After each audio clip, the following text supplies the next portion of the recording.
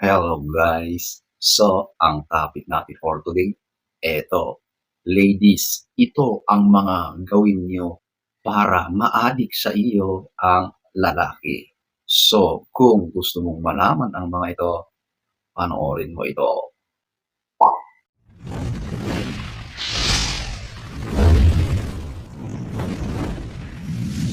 Oops, disclaimer muna tayo.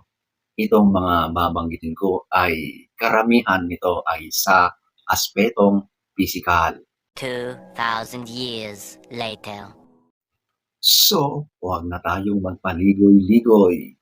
Number 1, eto yung alamin mo, tanungin mo ang mga gusto niya kapag kayo ay nasa action. Napakahalaga na malaman mo kung ano yung mga ninanais ng partner mo, okay?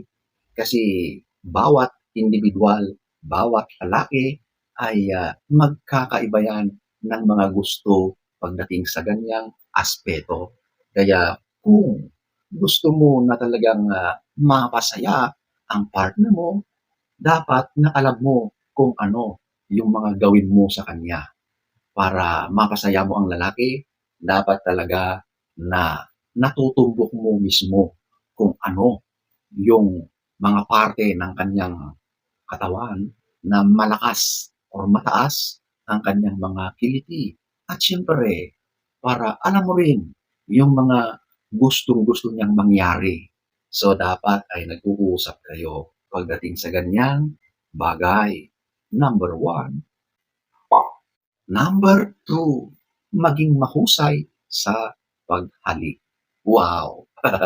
Alam nyo, di ba, laging yan ang isa sa pinakaunang nangyayari kapag kayo ay sasalang sa ganyang activity. Nag-uumpisa muna ang lahat-lahat sa paghalik. Kaya kung gusto mo na talagang yan ay magiging successful, nag-uumpisa muna yan sa halik. At para mas ganahan ang iyong partner, dyan pa lang sa halik ay dapat alam mo yung mga tamang paghalik. Okay? Kung hindi ka mahusay dyan sa aspeto na yan, manood ka ng mga paksa sa ganitong mga usapin. Napakarami dyan. Magbasa ka, alamin mo kung paano. Sigurado na ikaw ay gagaling pag ginawa mo ang mga yan. Kaya ladies, para mabaliw sa iyo ang lalaki, galingan mo sa iyong paghalik. Number 2. Number 3, maging malinis at mabango. Ito na yung perfect na combination para maakit mo ang lalaki. Kailangan talaga na maging malinis ka. Okay? Kapag malinis ka sa iyong sarili, sigurado na nagiging kaakit-akit na ang amoy mo.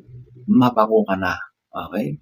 Kahit wala kang ilagay dyan na wisik-wisik, kapag lagi kang naglilinis ng iyong sarili, sigurado na yung maaamoy ng lalaki dyan is kanais-nais sa kanyang ilong.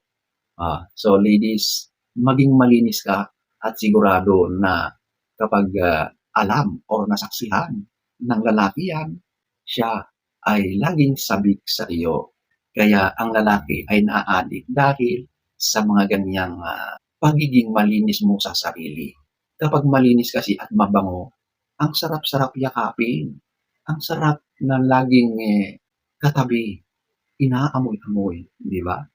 Number 3. Number 4, ito yung kaakit-akit na pananamit or yung dress to impress. So ladies, napakahalaga ito para ma-attract, maakit, magiging sabik sa iyo ang lalaki. Alam nyo kasi, ang lalaki ay mga visual na nilalang yan. Kaya kapag ang nakita nila sa iyo ay nakakabighani, sigurado na siya ay maaakit sa kanyang nakita. So, para maging sabik lagi sa iyo ang partner mo, ang lalaki, para siya ay gaganahan sa iyo, dapat inuumpisahan mo sa nakikita ng lalaki. At yan yung pananamit mo. Nakadepende rin yan sa sitwasyon. Kung alam mo na kayong dalawa na lang ang magkasama, magsuot ka ng mga pananamit na alam mo na matutokso mo siya, na alam mo na talaga namang kapag nakita niya ang kaayusan mo, ay siguradong yan ay maaakit sa kanyang nakikita, mabubukay ang kanyang natutulog na damdamin. Okay? So ladies, yung mga pananamit na yan ay napakahalaga para magiging ganadong-ganado, para gaganahan sa iyo ang lalaki. Number 4. Number 5, gusto niya na hinahawak-hawakan mo ang mga lalaki. Mahina yan, marupok yan, lalong-lalo na kapag involved na ang mga paghawak, pagdampi, pagsagi. Okay? Kapag ikaw ay nasa mood at gusto mo na may mangyari sa inyong dalawa ng karelasyon mo, hawakan mo siya. Okay? Yung paghawak ay napaka-powerful yan. It works wonders. Okay? Simple lang. Hawakan mo ang iyong partner. Ang mga paghawak na yan, syempre, doon sa mga parte na alam mo na magigising ang kaniyang pakiramdam. Okay? Doon, hawakan mo siya sa mga gilid-gilid na yan hanggang sa papunta doon mismo sa gusto mong masagi or mahawakan. At kapag ganon, sigurado na ang lalaki ay hinding-hindi na yan makakapag-timpi at ibibigay na niya yung gustong-gusto mong mangyari. At kapag laging ganyan, nato, sigurado na hahanap-hanapin ng lalaki ang ganyang ginagawa mo sa kanya. So ayan po, ang number 5. Number 6, ito yung malupitang paglalaro.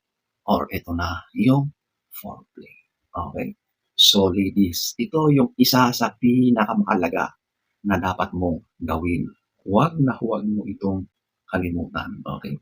Kasi ito na talaga yung pampagising. Ito na talaga yung pampagana.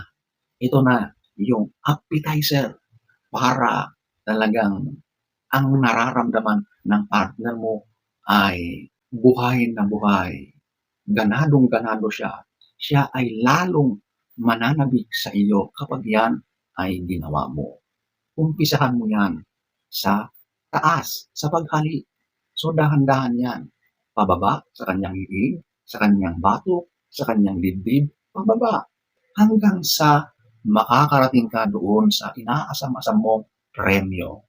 Kapag ginagawa mo yan, ako, hinding-hindi ka magsisisi at siguradong makakarating kayong dalawa sa inaasam yung happiness. Yung lalaki kapag ganyan ay sobra-sobrang masaya.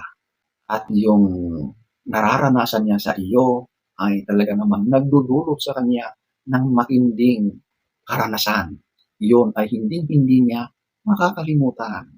So ayan po, ang number 6. Number 7, galingan mo. Alam mo, kapag nasa main event na kayo, galingan mo. Ipakita mo na yung nalalaman mo. Iparanas mo sa kanya yung talagang alam mo na hinding-hindi niya makakalimutan ang kanyang naranasan sa iyo. Okay? So literal na ibigay mo na ang lahat ng nalalaman mo.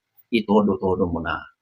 Kung pinapasaya ka ng partner mo, ganun din ang ibigay mo sa kanya. Paligayahin mo siya. Ibigay mo na yung best mo. At kapag laging ganyan, sigurado na yan ay hahanap-hanapin ng karelasyon mo. Maa-addict siya kasi lagi siyang kontento sa mga ginagawa mo. Okay? Kaya sigurado na maa-addict siya sa iyo. Literal. Number 7. So, ayan lamang ang ilan sa napakaraming mga pwedeng mangyari, pwede mong gawin para hahanap-hanapin ka, maa-addict, mababaliw sa iyo ang lalaki. So, sana ay nagustuhan mo ang ating topic for today. Next story time. Don't forget to subscribe,